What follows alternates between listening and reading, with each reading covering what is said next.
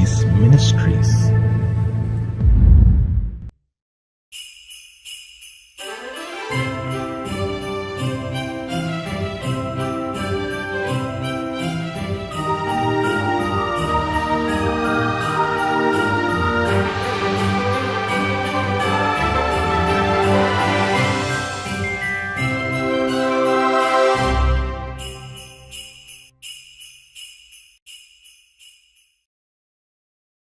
கர்த்தருடைய பரிசுத்த நாமம் மகிமைப்படுவதாக. மகிழ்ச்சிகரமான கடைசி மாதத்தில் காட் கோ சீஸ் மினிஸ்ட்ரி சார்பாக உங்களை சந்திப்பதில் பெரும் மகிழ்ச்சி அடைகிறேன். இந்த ஆண்டு முழுவதும் தேவனாகிய கர்த்தர் நம்மையும் நம் குடும்பத்தையும் கிருபையால் தாங்கி நடத்தியிருக்கிறார். நம்முடைய போக்கிலும் வரத்திலும் நம்முடைய பிரயாணங்களிலும் கர்த்தர் நமக்கு துணையாயிருந்தது மாத்திரமல்ல, நம்முடைய பலவீனங்களிலே தம்முடைய வார்த்தையை அனுப்பி பலப்படுத்தியிருக்கிறார். நாம் அநேக நேரங்களிலே சோர்ந்து போய் இருந்த போதும் கர்த்தர் தம்முடைய வார்த்தையினாலே நம்மை தேற்றினார், நம்மை பலப்படுத்தினார். தேவனாகிய கர்த்தர் நம்மோடு கூட இருக்கிறார் என்பதை இதன் மூலம் அநேக நேரங்களிலே நம்மை உணர வைத்திருக்கிறார். விசேஷமாக இந்த கடைசி மாதத்திலே தேவனாகிய கர்த்தர் நிறைவான ஆசீர்வாதங்களால் நிரப்பி நம்மை ஆசீர்வதிப்பார் என்று நம்புகிறேன். கர்த்தருடைய வார்த்தையை கேளுங்கள், நம்புங்கள். கர்த்தருடைய வார்த்தை உங்கள் நடுவிலே பெரிய காரியங்களை செய்யும். தேவனிடத்திலிருந்து ஆசீர்வாதங்களை காத்திருந்து பெற்றுக்கொள்வோம். தேவனாகிய கர்த்தர் நிச்சயம் உங்களையும் உங்கள் குடும்பங்களையும் ஆசீர்வதிப்பாராக. ஆமேன்.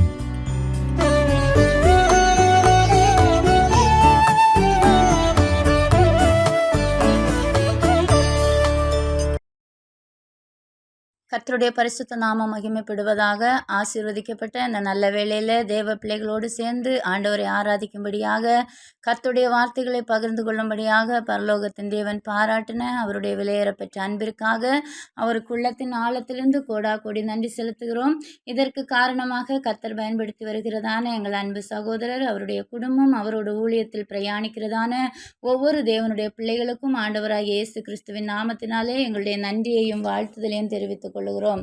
கர்த்தருக்கு ஸ்தோத்திரம். இந்த நாளிலும் கூட நாம் தியானிக்கும்படியாக தெரிந்து கொள்ளப்பட்ட வேத பகுதி ஏசாயா தீர்க்கதரிசியின் புஸ்தகம் 60ஆம் அதிகாரம் 20ஆம் வசனம்.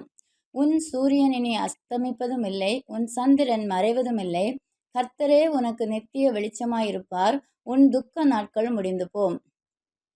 கர்த்தருக்கு ஸ்தோத்திரம். நான் வாசிக்க கேட்ட வசனத்தில் உன் சூரியன் இனி அஸ்தமிப்பதும் இல்லை. ஆம் தேவனுடைய பிள்ளைகளே, இந்த உலகத்திலே வாழ்கிற தேவனுடைய பிள்ளைகளாகிய நமக்கு 2 விதமான சூரியன்கள் உண்டு.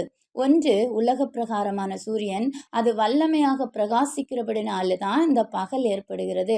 ஆனால் இரவு நேரத்தில் அது மாலை நேரத்தில் மறைந்து போகிறது. சூரியன் மறைகிறதுனாலே இருளும் சூழ்ந்து விடுகிறது. இரவும் பகலும் மாறி மாறி வருகிறதுனால தான் நாம் இந்த உலகத்திலே பகல் நேரத்தில் வேலை செய்கிறோம், இரவிலே இளைப்பாறுகிறோம். ஆனால் நித்தியத்தில் ஒரு சூரியன் காணப்படுவதில்லை என்று வேதம் சொல்லுகிறது. வேதம் சொல்லுகிறது, கர்த்தர் தாமே நீதியின் சூரியனாக மகிமையாக பிரகாசிப்பார் என்று சொல்லப்பட்டிருக்கிறது. அந்த நித்திய ராஜ்யத்திலே இருள் இருக்காது, இரவு இருக்காது. எப்பவுமே நீதியின் சூரியனாக நித்திய வெளிச்சமாக நம்முடைய ஆண்டவராகிய இயேசு கிறிஸ்து அங்கே வீற்றிருப்பார். வேதம் சொல்லுகிறது, நகரத்திற்கு வெளிச்சம் கொடுக்க சூரியனும் சந்திரனும் அதற்கு வேண்டுவது தேவனுடைய மகிமையே அதை பிரகாசிப்பித்தது, ஆட்டுக்குட்டியானவரே அதற்கு விளக்கு என்று சொல்லப்பட்டிருக்கிறது. மத்தேயு 5ஆம் அதிகாரம் 14ஆம் வசனம் சொல்லுகிறது, நீங்கள் உலகத்துக்கு வெளிச்சமாக இருக்கிறீர்கள். ஆம் தேவ பிள்ளைகளே, நாம் எப்படி இந்த உலகத்துக்கு வெளிச்சமாக இருக்கிறோம்? ஆண்டவராகிய இயேசு கிறிஸ்துவிடத்திலிருந்து வருகிறதான அந்த பிரகாசத்தை, அவருடைய பிரசன்னத்தை, அவருடைய மகிமையை நாம் பெற்றுக்கொண்டு இந்த உலகத்திலே நாம் வெளிச்சத்தின் பிள்ளைகளாக, நாம் பிரகாசிக்கிற பிள்ளைகளாக, இந்த உலகத்தில் வாழ்கிற இருளான ஜனங்களுடைய இருளை நீக்கிவிட்டு வெளிச்சத்தை கொண்டு வருகிற பிள்ளைகளாக நாம் வாழ்ந்து கொண்டிருக்கிறோம். கர்த்தருக்கு ஸ்தோத்திரம். ஒவ்வொரு நாளும் அந்த வெளிச்சத்தை நம்ம நோக்கி பார்க்கிறபடினால தான் நாம் இந்த உலகத்திற்கு வெளிச்சம் கொடுக்க முடிகிறது. அவரை நோக்கி பார்க்கவில்லை என்று சொன்னால் நம்மால் இந்த உலகத்திலே வெளிச்சம் கொடுக்க முடியாது. நம்முடைய வாழ்க்கையில சில நாட்களில வெளிச்சம் தரக்கூடிய பிள்ளைகளாகவும், சில நாட்களில இருளான வாழ்க்கை வாழ்கிற வாழ்க்கையாகவும் நம்முடைய வாழ்க்கை ஒரு நாளும் இருந்து விடக்கூடாது. எப்பவுமே நாம் பிரகாசிக்கிற பிள்ளைகளாக, அவருடைய வெளிச்சத்தை பிரதிபலிக்கிற பிள்ளைகளாக நாம் வாழ வேண்டும் என்பது தேவனுடைய சித்தமா இருக்கிறது. நம்முடைய ஆண்டவராகிய இயேசு கிறிஸ்து அவர் ஒரு நாளும் மாறுகிற தேவன் அல்ல. அவர் மாறாதவராய் இருக்கிறது போல நாமும் அவருடைய பிரசன்னத்திலே மாறாத பிள்ளைகளாக, நேற்றும் இன்றும் என்றும் மாறாத தேவனுடைய பிள்ளைகளாக, நாம் வெளிச்சம் கொடுக்கிற பிள்ளைகளாக வாழ வேண்டும் என்று சொல்லி கர்த்தர் விரும்புகிறார். ஆதியாகமம் 1 நாம் வாசிக்கும்போது, அவரே ஆண்டவராகிய தேவன் வெளிச்சத்தையும் இருளையும் வெவ்வேறாக பிரித்தார். வெளிச்சம் நல்லது என்று கண்டார். ஆம் கர்த்தருடைய பிள்ளைகளே, நாம் வெளிச்சத்திலே வாழும்போது, நாம் இந்த வெளிச்சத்தின் பிள்ளைகளாக இருக்கும்போது, நம் பரலோக ராஜ்யம் நம்மை பார்த்து சந்தோஷப்படுகிறது. ஆண்டவராகிய தேவன் நம்மை பார்த்து சந்தோஷப்படுகிறார். ஆகவே வெளிச்சத்தின் பிள்ளைகளான நாம் இருளான உலகத்திலிருந்து வேறு பிரிந்து வாழ வேண்டும் என்பது தேவனுடைய சித்தமாக காணப்படுகிறது. வேதம் சொல்லுகிறது, இருளுக்கும் ஒளிக்கும் ஐக்கியம் இல்லை, கிறிஸ்துவுக்கும் பேலியாளுக்கும் சம்பந்தம் இல்லை. தேவனுடைய பிள்ளைகள் எப்பொழுதும் ஒளியின் பிள்ளைகளாக பரிசுத்தவான்களோடு இணைந்து பரிசுத்தமாய் ஜீவிக்க வேண்டுமே தவிர, இந்த உலகத்தின் இச்சைகளிலே பாவங்களிலே விழுந்து போகாதபடி, ஆண்டவரை அறியாத இருளான மக்களோடு நட்புறவு வைத்துக் கொள்ளாதபடி எரிந்து பிரகாசிக்கிற விளக்குகளாக வாழ வேண்டும் என்பது தேவ சித்தமாயிருக்கிறது. ஆம் கர்த்தருடைய பிள்ளைகளை, யோவான் 1 சொல்லுகிறது, இயேசு கிறிஸ்துவுக்குள் ஜீவன் இருந்தது, அந்த ஜீவன் மனுஷருக்கு ஒளியாக இருந்தது. அப்போ அந்த ஒளியை நாம் தரித்திருக்கும் போது தேவனுடைய வெளிச்சம் நம்மேலே வீசிக்கொண்டே இருக்கும். அந்த வெளிச்சத்துல ஆண்டவராகிய தேவன் வாசம் பண்ணி கொண்டே இருப்பார். ஹல்லேலூயா. ஆண்டவரை குறித்து சொல்லும்போது அவர் பிரகாசமான விடிவெள்ளி நட்சத்திரமானவர் என்று சொல்லி இருக்கிறது. எந்த மனுஷனையும் பிரகாசிப்பிக்கிற மெய்யான ஒளி என்று சொல்லப்பட்டிருக்கிறது. நாமும் பிரகாசிக்கிற விளக்குகளாக மாறுவதற்காக அவர் பிரகாசத்தில் வல்லவராக இருக்கிறார். சவுலை சந்திக்கும் போது ஆண்டவராகிய தேவன் முதலாக சவுலை சந்திக்கும் போது வானத்திலிருந்து ஒரு ஒளி அவரை சுற்றிலும் பிரகாசித்தது என்று சொல்லி நாம் பார்க்கிறோம். ஆண்டவருடைய பிள்ளைகளாகிய நம்மை ஒரு ஒளி வழி நடத்த வேண்டும். அந்த ஒளி நம்மை வழி நடத்தும் போது அது இருளுக்குள்ளே நம்மை கொண்டு செல்வதில்லை. எப்பவுமே நம்முடைய வாழ்க்கை வெளிச்சமாகவே காணப்படும். வாசிக்க கேட்ட வசனத்தின்படி, உன் சூரியன் இனி அஸ்தமிப்பதும் இல்லை, உன் சந்திரன் இனி மறைவதும் இல்லை, கர்த்தரே உனக்கு நித்திய வெளிச்சமாயிருப்பார். ஏசாயா 60 முதல் வசனத்திலே நாம் வாசிக்கிறோம், எழும்பி பிரகாசி, உன் ஒளி வந்தது, கர்த்தருடைய மகிமை உன்மேல் உதித்தது என்று சொல்லி. யார் யாரெல்லாம் ஆண்டவருக்காக எழும்பி பிரகாசிக்கிறார்களோ அவர்களுக்கு ஆண்டவர் நித்திய வெளிச்சமாக, நித்திய மகிமையாக அவருடைய வாழ்க்கையில இருப்பார் என்பதில் எந்த சந்தேகமும் இல்லை. நம்முடைய வாழ்க்கையினுடைய முதல் அனுபவம் என்ன தெரியுமா? மகிமையை காண்கிற அனுபவம். அன்று மோசே ஆண்டோடைய மகிமையை காண வாஞ்சித்து கண்மலையின் வெடிப்பிலே மறைந்திருந்து கர்த்தருடைய மகிமையை கண்டார். தாவீது கூட தேவனுடைய மகிமையை காண விரும்பினார். சங்கீதம் 63:2 நம்ம வாசிக்கிறோம், இப்படியே பரிசுத்த ஸ்தலத்திலுமே பார்க்க ஆசையா இருந்து உமது வல்லமையும் உமது மகிமையும் கண்டேன் என்று சொல்லுகிறார். ஹல்லேலூயா. அதே போல நம்முடைய வாழ்க்கையில நம்முடைய விருப்பம் எதுவாக மாற வேண்டும்? மோசேயுடைய விருப்பம் ஆண்டவருடைய மகிமையை காண வேண்டும். தாவீதினுடைய விருப்பம் தேவனுடைய மகிமையை காண வேண்டும் என்பது. நம்முடைய விருப்பம் என்ன? மகிமையை காண்கிற அனுபவம், அவரை பார்க்கிற அனுபவம், அந்த வெளிச்சத்துக்குள்ளே வாசம் பண்ணுகிற ஒரு அனுபவம் நமக்குள்ளே இருக்க வேண்டும் என்று சொல்லி நாம் விரும்ப வேண்டும். ரெண்டாவது நாம் என்ன செய்ய வேண்டும்? நம்முடைய வாழ்க்கையினுடைய இரண்டாவது அனுபவம் என்ன என்று சொன்னால், அந்த மகிமையை பிரதிபலிக்கிற பிள்ளைகளாக நாம் மாற வேண்டும். அன்று மோசே சீனாய் மலையிலே அவருடைய மகிமையை காண வாஞ்சித்து அந்த மகிமையை பெற்றுக்கொண்டு 40 நாள் தேவ சமூகத்தில் ஆண்டவருக்கு முன்னதாக நின்றபோது அவருக்கே தெரியாமல் அவருடைய முகம் பிரகாசித்தது. ஆம் கர்த்தருடைய பிள்ளைகளே, ஆண்டவருடைய சமூகத்துல நாம் காத்திருக்கும் போது நிச்சயமாக நம்முடைய முகங்களும் பிரகாசிக்க தான் செய்யும். நம்முடைய வாழ்க்கை பிரகாசிக்க தான் செய்யும். மற்றவர்களால நம்மை தாங்கி பொறுத்து கொள்ள கூடாத அளவுக்கு அந்த மகிமை மிகவும் பெரிதாக காணப்படும். அந்த மகிமையை பிரதிபலிக்கிற ஒரு அனுபவம் நமக்குள்ளே தேவ மகிமை இருக்கிறது, நமக்குள்ளே தேவ வெளிச்சம் இருக்கிறது என்பதை உலகம் கண்டுகொள்ளத்தக்கதான விதத்தில் நாம் வாழ்கிற ஒரு வாழ்க்கை நம்முடைய வாழ்விலே காணப்பட வேண்டும். முதலாவது பார்த்தோம், மகிமையை காண்கிற அனுபவம் நமக்குள்ளே காணப்பட வேண்டும். இரண்டாவது பார்த்தோம், அந்த மகிமையை பிரதிபலிக்கிற அனுபவம் நம்முடைய வாழ்க்கையில காணப்பட வேண்டும். மூன்றாவது நாம் பார்க்கும்போது மகிமையின் அபிஷேகத்தாலே நிரப்பப்படுகிற பிள்ளைகளாக நாம் காணப்பட வேண்டும். பரிசுத்த ஆவியானவர் அவர் மகிமையுள்ள ஆவியானவர் என்று சொல்லப்பட்டிருக்கிறது. பரிசுத்த ஆவியின் அபிஷேகத்தை நாம் பெற்றுக்கொள்ளும் போது மகிமையின் தேவன் நமக்குள்ள வந்து வாசம் பண்ணுகிறார். சங்கீதம் 24:7 சொல்லுகிறது, வாசல்களே உங்கள் தலைகளை உயர்த்துங்கள், அநாதி கதவுகளை உயருங்கள், மகிமையின் ராஜா உட்பிரவேசிப்பார். தேவனுடைய பிள்ளைகளே, நம்முடைய இதயத்தின் கதவுகளை அவருக்காக நாம் திறந்து கொடுக்கும் போது நிச்சயமாக அந்த மகிமையின் ராஜா மகிமையின் அபிஷேகத்தாலே நம்மை நிரப்பி நடத்துவதற்கு போதுமானவராய் காணப்படுகிறார். ஹல்லேலூயா. அவருடைய மகிமையை காண்கிற பிள்ளைகளாக நாம் வாழ வேண்டும். அவருடைய மகிமையை பிரதிபலிக்கிற பிள்ளைகளாக நாம் வாழ வேண்டும். அவருடைய மகிமையின் அபிஷேகத்தாலே நிரப்பப்படுகிற பிள்ளைகளாக நாம் வாழ வேண்டும். அதுவே தேவனுடைய சித்தமாக காணப்படுகிறது. நம்முடைய வாழ்க்கையில மகிமையின் அபிஷேகத்தாலே நாம் நிரப்பப்படுகிற அந்த அனுபவத்தோடு நாம் நின்று விடக்கூடாது. அது மட்டுமல்ல, நாம் எழும்பி பிரகாசிக்க வேண்டும். வேதம் சொல்ற, நான் வாசிக்க கேட்டது போல, எழும்பி பிரகாசி, உன் ஒளி வந்தது, கர்த்தருடைய மகிமை உன்மேல் உதித்தது என்று சொல்லப்பட்டிருக்கிறது. தேவனுடைய பிள்ளைகளை நாம் எரிந்து பிரகாசிக்கிற அனுபவத்திற்குள்ளாக நம்முடைய வாழ்க்கை மாற வேண்டும். ஒரு நாளும் நாம் இந்த உலகத்திலே வாழ்ந்து கொண்டிருப்பது வெளிச்சமான உலகத்திலே அல்ல, இருள் நிறைந்த உலகத்திலே வாழ்ந்து கொண்டிருக்கிறோம். ஆண்டவராகிய தேவன் அந்த இருளுக்கு வெளிச்சத்தை கொடுப்பதற்காக அவருடைய பிரசன்னத்தை நமக்குள்ளே அனுப்பி நாம் வெளிச்சத்தின் பிள்ளைகளாக வாழ்வதோடு மட்டுமல்லாமல் அந்த வெளிச்சத்தை பிரதிபலித்து அந்த மகிமையின் ஆவியானவரை நமக்குள்ளே ஒவ்வொரு நாளும் அனல் மூட்டி எழுப்புகிற பிள்ளைகள் நாம் காணப்பட வேண்டும். ஹல்லேலூயா.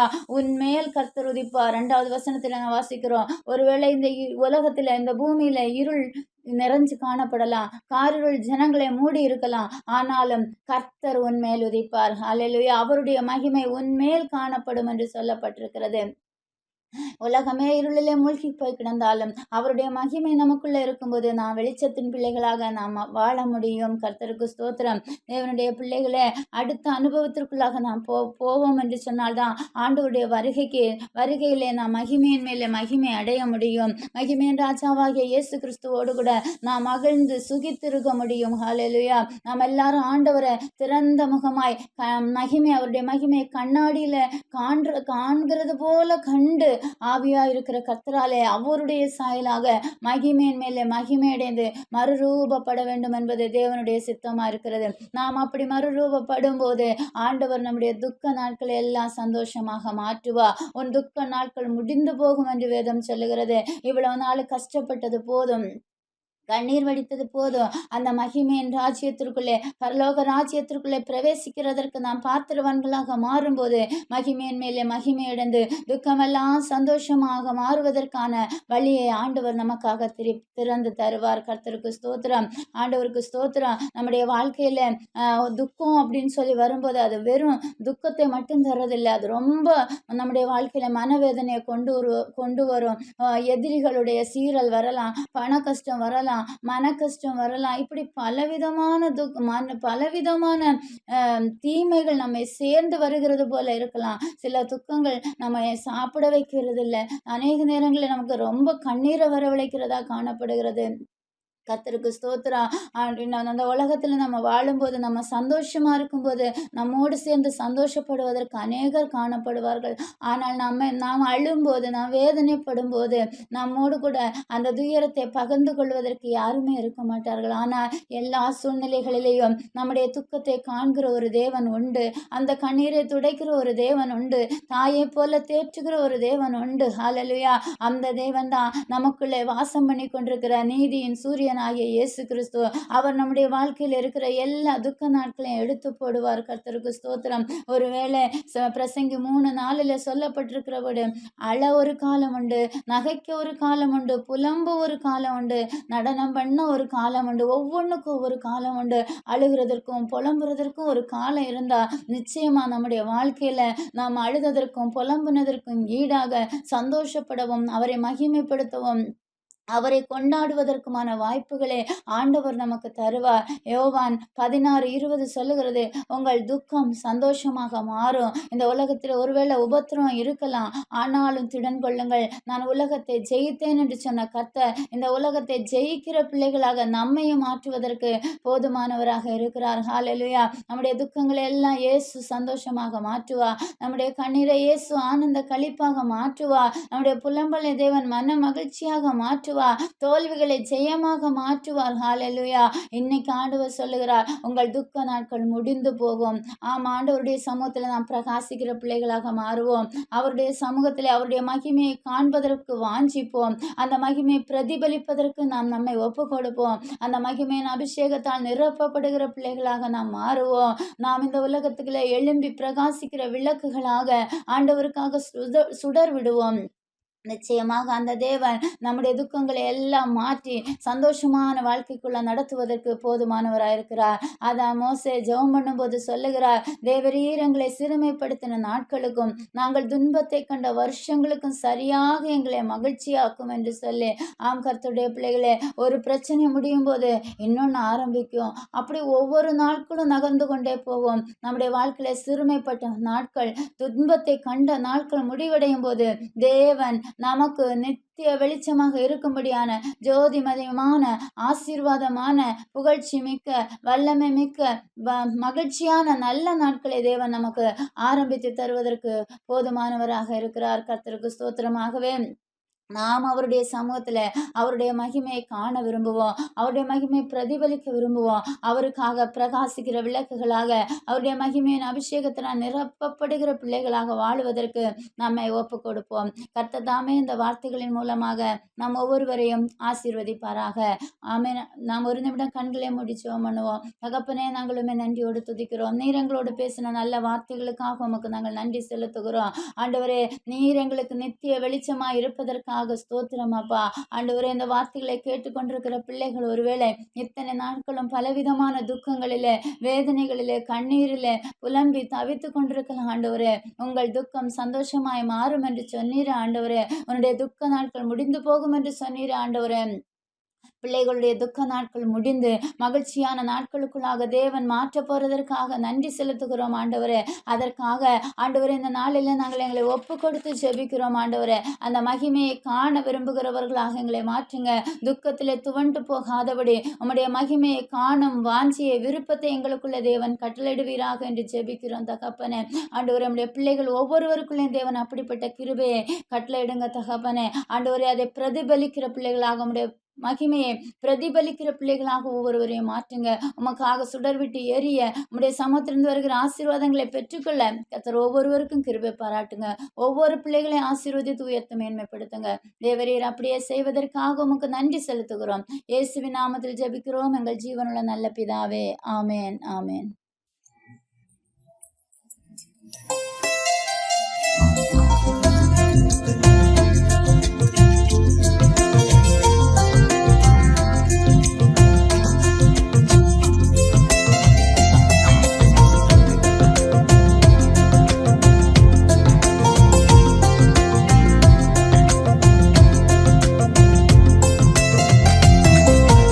உம்மைத்தான் நான் பார்க்கின்றேன், பிரகாசம் அடைகின்றேன். உம்மைத்தான் நான் பார்க்கின்றேன், பிரகாசம் அடைகின்றேன்.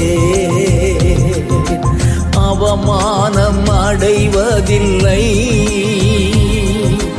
அப்பா, நான் உமது பிள்ளை.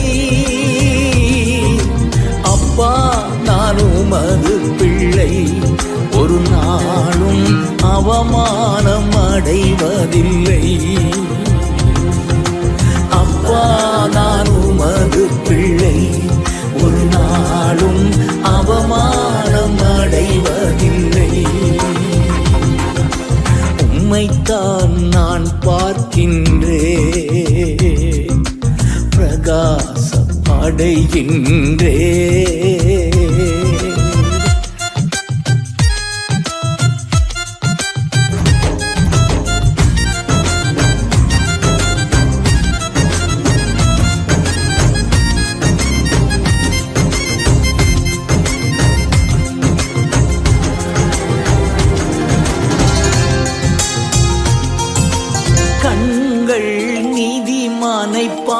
பார்க்கின்றன, செவிகள் மன்றாட்டை கேட்கின்றன. உன் கண்கள் நீதிமானை பார்க்கின்றன, உன் செவிகள் மன்றாட்டை கேட்கின்றன. இடுக்கண் நீக்கி விடுவிக்கின்றீர், இடுக்கண் நீக்கி விடுவிக்கின்றீர். இறுதி வரை நீ நடத்தி செல்வீர், இறுதி வரை நீ நடத்தி செல்வீர். அவமானம் அடைவதில்லை. அப்பா நான் உமது பிள்ளை, அப்பா நான் உமது பிள்ளை. ஒரு நாளும் அவமானம் அடைவதில்லை. அப்பா நான் உமது பிள்ளை, ஒரு நாளும் அவமானம் அடைவதில்லை. உம்மைத்தான் நான் பார்க்கின்றேன், பிரகாசம் அடைகின்றேன்.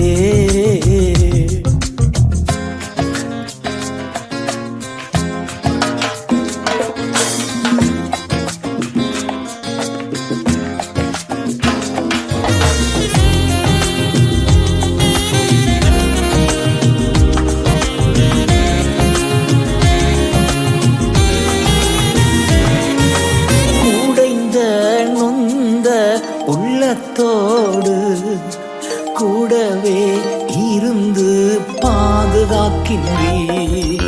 உடைந்த நொந்த உள்ளத்தோடு கூடவே இருந்து பாதுகாக்கின்றீர். அநேக துன்பங்கள் சேர்ந்து வந்தாலும், அநேக துன்பங்கள் சேர்ந்து வந்தாலும் அனைத்தி நின்றும் நீ விடுவிக்கின்றீர், அனைத்தி நின்றும் நீ விடுவிக்கின்றீர். அவமானம் அடைவதில்லை. அப்பா நான் உமது பிள்ளை, அப்பா நான் உமது பிள்ளை. ஒரு நாளும் அவமானம் அடைவதில்லை. அப்பா நான் உமது பிள்ளை, ஒரு நாளும் அவமானம் அடைவதில்லை. உம்மைத்தான் நான் பார்க்கின்றேன், பிரகாசம் அடைகின்றேன்.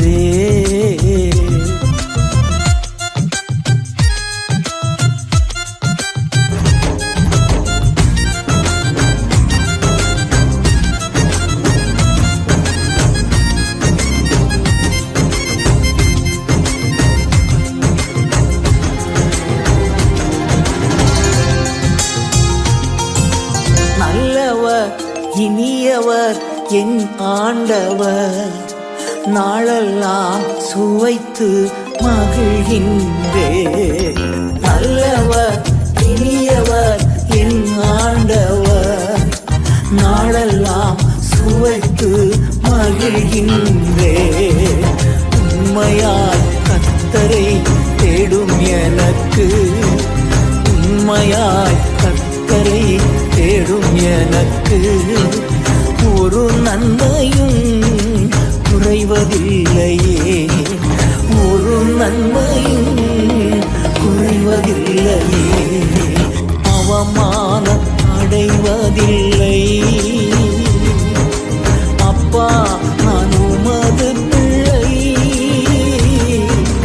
அப்பா நான் உமது பிள்ளை. ஒரு நாளும் அவமானம் அடைவதில்லை. அப்பா நான் உமது பிள்ளை, ஒரு நாளும் அவமானம் அடைவதில்லை. உம்மைத்தான் நான் பார்க்கின்றேன், பிரகாசம் அடைகின்றேன். உம்மைத்தான் நான் பார்க்கின்றேன்,